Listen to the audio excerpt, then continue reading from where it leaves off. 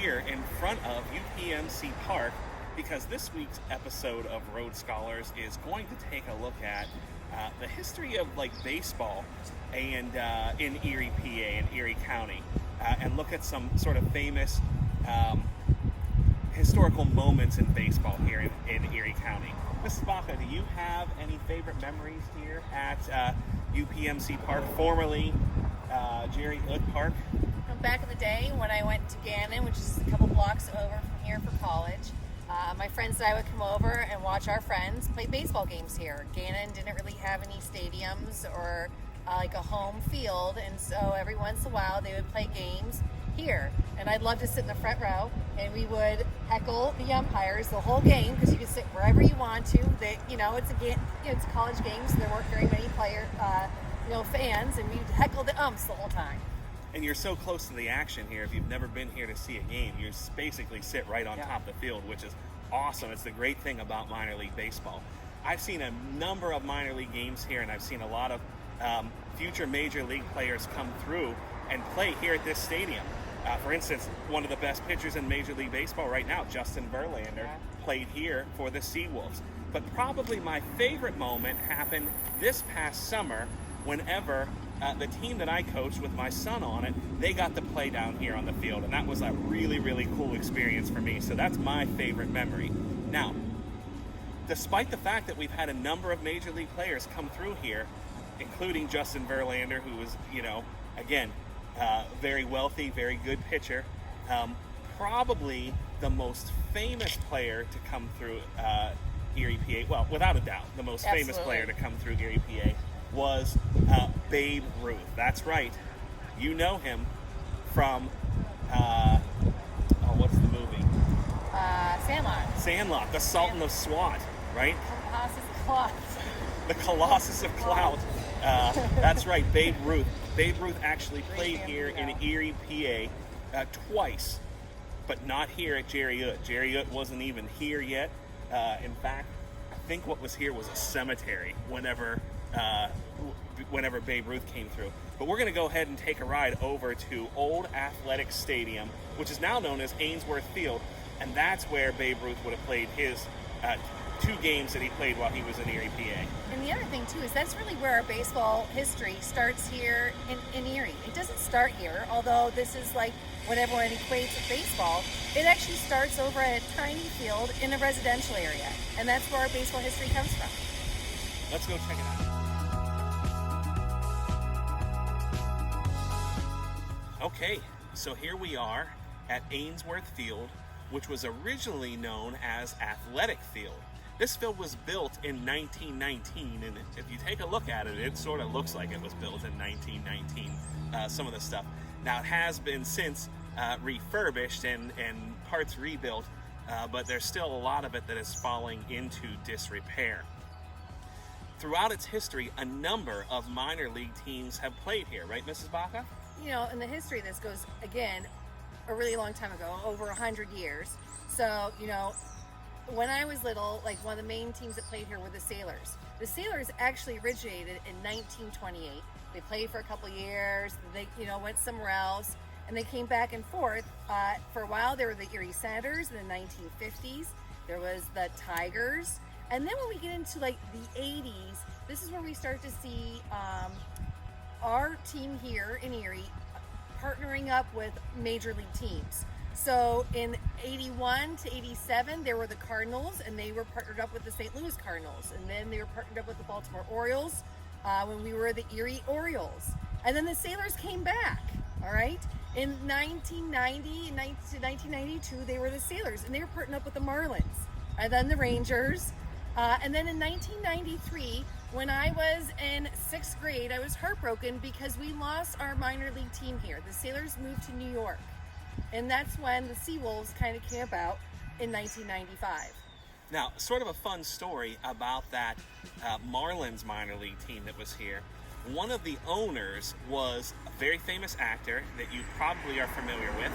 His name is Bill Murray. He was the guy from Ghostbusters, right?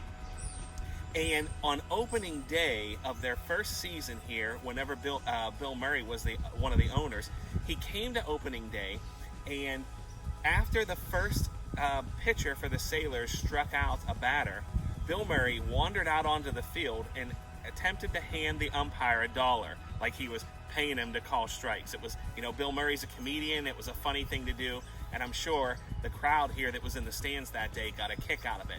There's also some really fun stories about some of the neighbors here who live in this neighborhood, because it's a residential area. This field, it's kind of almost like Fenway Park. It's right in the middle of the city, right? That's where the Red Sox play. Well, this is a residential area, and there were the guys were interviewed back during that time saying how happy and excited they were that the Sailors were going to be here playing, and that even though they were a little bit worried about their roofs getting dented or their siding or windows being broken, that they knew that the Sailors would pay for it, and at the end of the game they would come over and get any leftover popcorn and feed it to the seagulls. In fact, one time they had a night, it was hot dog night here at the stadium, and the 2 hot dog machines that they had inside in the vendors broke down. So they came across the street and they borrowed a guy's microwave and took it back over into the stadium, and that's what they cooked hot dogs with the rest of the night. Kind of a fun story about the Sailors. But we're not here to talk about minor league baseball at Ainsworth Field. We're here to talk about Babe Ruth and his trip. That's right, the Sultan of SWAT, the Colossus of Clout, right? That's who we're here to talk about. So let's talk a little bit about Babe Ruth's story. So, Babe Ruth in Erie, PA, right? He made 2 different trips to Erie, Pennsylvania. The first one was on October 29th, 1923. He was traveling around with a barnstorming team, and this is just maybe 2 weeks after the Yankees won their very first World Series title. This team was made up of former major league players, some minor league players, and what they would do is they started over in New York City. They got on a train, and they would ride a few hours on the train, stop at a small town, they'd get off, they'd have a game set up against a local team, and then they'd maybe spend the night in the hotel, get back on the train the next morning, and go to the next town. And they did that all across the state of Pennsylvania throughout the second half of the month of October in 1923. So they come to Erie, Pennsylvania, and they have a game set up against the City League champions, the Erie Moose Club, right? It's set up here for Ainsworth Field. It's the 3rd inning, and the Moose pitcher grooves a pitch right down the middle of the plate, and bam, Babe Ruth hits it. Witnesses on hand say that ball cleared Roosevelt School right there and went over top that smokestack. Now, the right field fence is kind of short. It's 297 down the line, so that's not real. 287 down the line.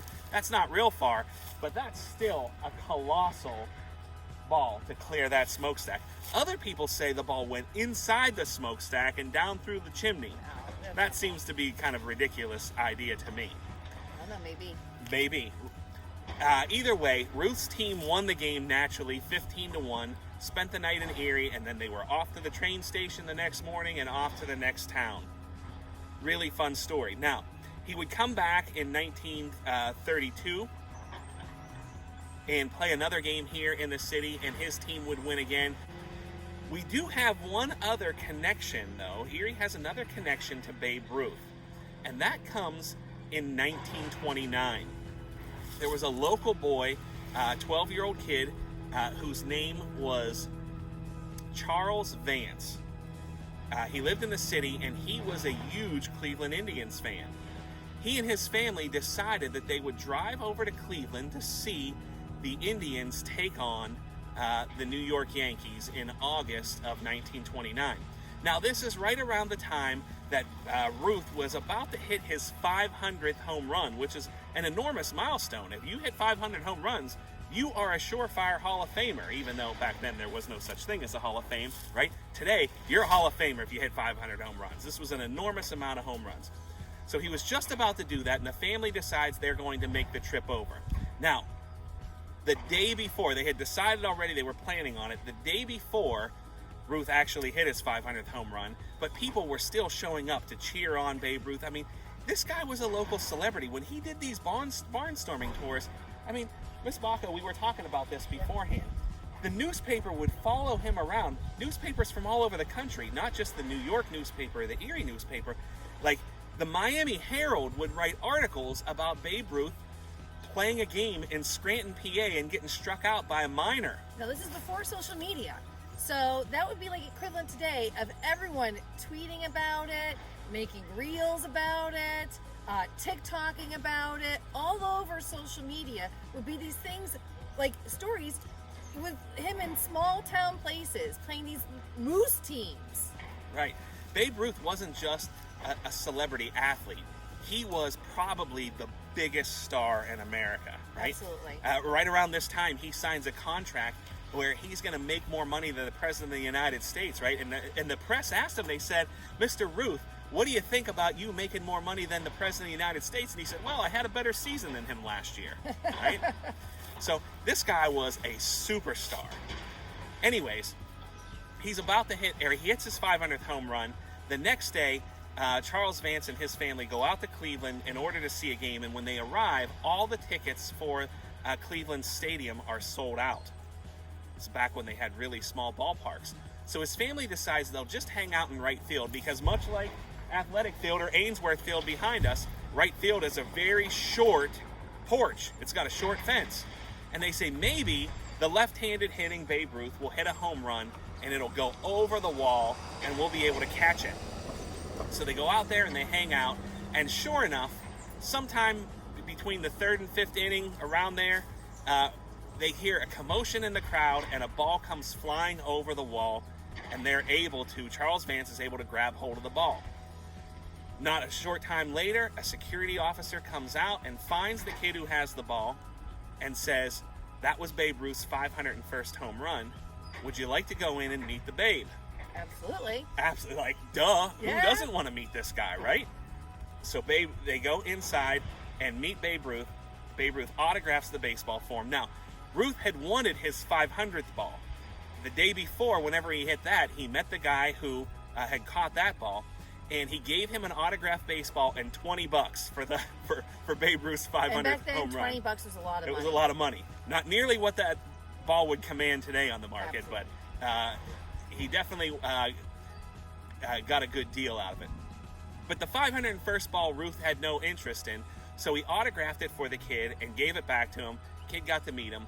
And even today, there was an article in the paper not too long ago about Charles Vance's grandson, who now lives in York, PA, still has that ball, and they estimated the value of that ball to be somewhere around $50,000, which is pretty awesome, right? So we have those two connections with Babe Ruth here in Erie, PA, in our history of baseball. Now, Mrs. Baca, you've seen some games here when they were a minor league team at Ainsworth Field. What was it like to come here to see a minor league baseball game? Professional players play here at Ainsworth. No, I'll be honest. When they built Jerry Up Park, now known as UPMC, we were pretty excited because, as you can see, it's not the most beautiful park. It doesn't have the best seats here, but man, was it awesome to come see a game. My uncle and my dad would bring us all the time to see games. In fact, I was definitely here at a game when Bill Murray was here because my dad wanted to be here extra early to make sure that we had good seats for that. But really, this is a residential area, tons of homes. Parking was a pain. The stands are super close and really tight. There's not any real seats there. You're sitting on like cement, benches in there. And it was just great fun to come see a game. And we didn't live too far from here, so it was like a quick down and back. I will say that I saw one of the best bench clearing brawls of all times this game. I think I was honestly a little bit afraid. And it was great when the Seawolves decided to come and play here and they built UPMC Park, but I still think of this as like our home stadium. They still use it today. A lot of high school games are played here. There's some adult league games that are played here, and even though they're tearing down Roosevelt Middle School behind us, there's still plans to keep using this. I will say that, I've read a lot in the paper and seen a lot in the news that baseball fans and people who have played here are actually kind of sad to see Roosevelt go, because this back wall of Roosevelt and that smokestack has been a goal for so many players to hit a ball out of here, or how high up the wall they can hit it. And so it'll be different to come see a ball game here in the future without that kind of eyesore, but also a landmark not being here anymore. Yeah, if you're a left-handed hitter, I got to imagine that that's your big target right there, is that smokestack, seeing if you can hit a ball as far as Babe Ruth.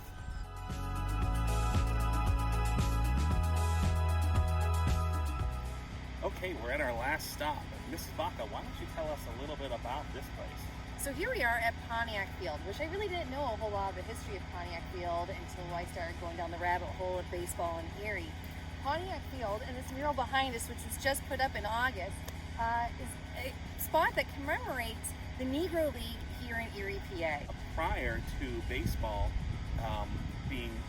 prior to Jackie Robinson, baseball was segregated, and you had the major league teams that were all white, and then you had the Negro League teams. And in most cities and towns across America, they had different Negro League teams that played. And that's where Jackie Robinson started, and many other players got their start before Jackie Robinson broke that color barrier in 1947-48. So Sam Jethro is not from Erie, PA, but after he played in the Negro League, after he played in the majors and played with Jackie Robinson and Marvin Williams, he's part of those people who helped break that color barrier. He came and settled in Erie, Pennsylvania, and he played for the Glenwood Negro League. And so they played a lot of their games here, all right? And lots of players who had played for like the Cleveland Buckeyes over in Cleveland and other teams like down in Pittsburgh and so would come up here, and this was a neutral site for them to play at. Now, this field offers one of the best, it's probably my favorite field in all of Erie, PA, because it offers one of the best views. It used to be known as Bayview Park, and we'll take a look at it here in just a second. It's just a really, really cool place to play some baseball. So, great place for you to stop by and see this historic park, check out the plaque here, and pay tribute to those African American players who were part of the Negro League Baseball here in Erie, PA. Well, I hope that you've enjoyed this episode of Road Scholars, where we talked a little bit about Erie's baseball history, and hopefully you can get out to some of these sites before they tear down the rest of the wall there. It would be a great place to visit.